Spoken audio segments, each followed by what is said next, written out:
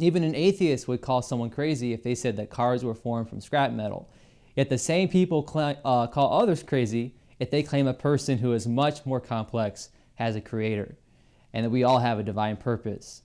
Simple logic will tell you that it's much more scientifically possible for a car to have evolved from cosmic dust than a brain. That's really fucking stupid. Cars neither mutate nor reproduce, both of which are necessary to evolution. If we had never seen a car manufactured and cars did in fact replicate themselves and mutate, then supposing that cars evolved would be perfectly reasonable. Even after billions of dollars and countless hours put into research, there still hasn't been an observation of evolution across a species. Okay, first of all, what the fuck is a species? Secondly, if you mean a species, you're wrong. There are several cases of observed speciation. They've been able to genetically alter animals, but the result has always been degeneration and not evolution. Bullshit. Look up the Lenski experiment. The first reason I believe that the Bible is the Word of God is because of its scientific foreknowledge. No other book has been ahead of science like the Bible. There is simply no explanation for this aside from the inspiration of God. Well, one of the reasons I strongly doubt that the Bible is the Word of God is because it says shit like the earth sits on pillars, and the value of pi is 3. That's without even mentioning the obvious nonsense about talking snakes, a woman made out of a rib, and a global flood that couldn't possibly have happened. So let's get to the facts. Scientists have long taught that there were no springs in the ocean. However, the Bible has always said that during the flood, all the fountains of the great deep were broken up. Citation needed. Where do you get this idea? I can't find any record of any scientist ever saying that there are no springs in the ocean. When it comes to our lifespan, the Bible said that the maximum lifespan would be 120 years, and the average lifespan would be about 70.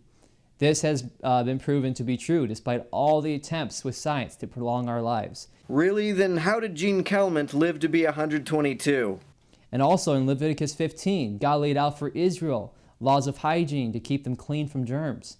They had to bathe, wash their clothes, wash their hands in running water.